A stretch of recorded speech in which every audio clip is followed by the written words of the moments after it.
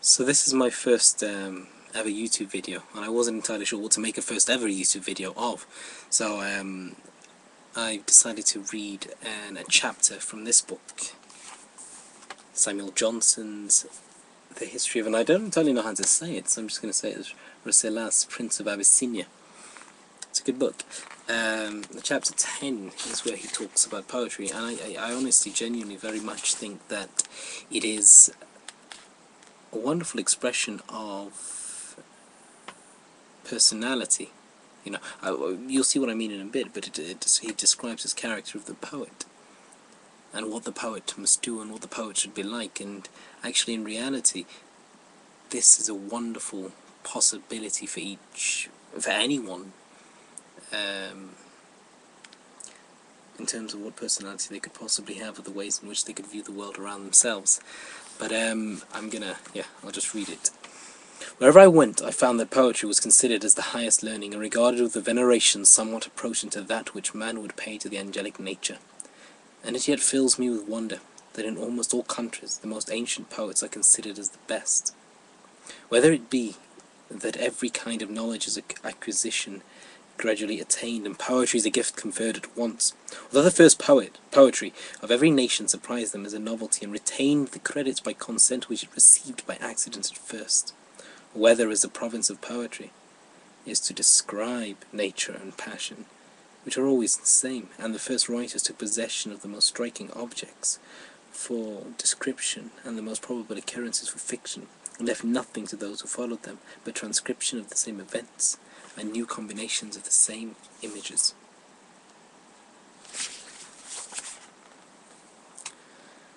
Whatever be the reason, it is commonly observed that the early writers are in possession of nature and their followers of art, that the first excel in strength and invention, and the latter in elegance and refinement. I was desirous to add my name to this illustrious fraternity. I read all the poets of Persia and Arabia, and was able to repeat by memory the volumes that are suspended in the mosque of Mecca. But I soon found that no man was ever great by imitation.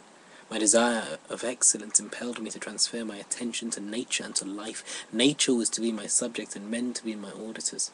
I could never describe what I had not seen. I could not hope to move those with delight or terror whose interests and opinions I did not understand. Being now resolved to be a poet, I saw everything with a new purpose. My sphere of attention was suddenly magnified. No kind of knowledge was to be overlooked. I ranged mountains and deserts for images and resemblances, and pictured upon my mind every tree of the forest and flower of the valley.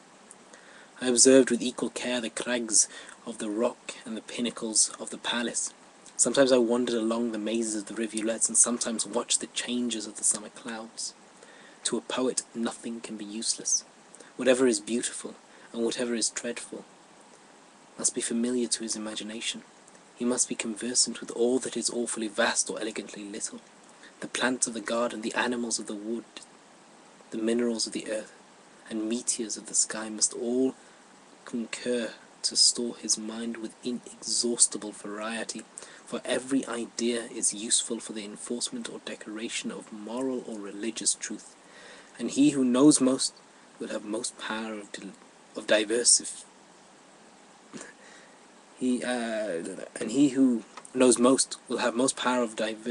his scenes, and of gratifying his reader with remote illusions and unexpected instruction. All the appearances of nature I was therefore careful to study, and every country which I have surveyed has contributed something to my poetical powers. In so wide a survey, said the prince, you must surely have left much unobserved. I have lived till now within the circuit of these mountains, and yet cannot walk abroad without the sight of something which I had never beheld before, or never heeded. The business of the poet, said Imlac, is to examine not the individual, but the species, to remark general properties and large appearances. He does not number the streaks of the tulip, or describe the different shades in the verdure of the forest. He is to exhibit in his portraits of nature such prominent and striking features as recall the original to every mind, and must neglect the minuter discriminations, which one must have remarked and another have neglected, for those characteristics which are alike obvious to vigilance and carelessness. But the knowledge of nature is only half the task of a poet.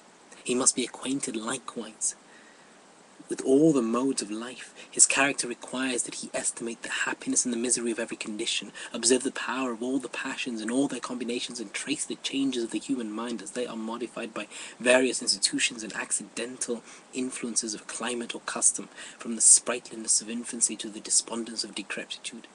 He must divest himself of the prejudices of his age or country. He must consider right and wrong in their abstracted and invariable state. He must disregard present laws and opinions and rise to general and transcendental truths, which will always be the same. He must therefore content himself with the slow progress of his name, and condemn the applause of his time, and commit his claims to the justice of posterity.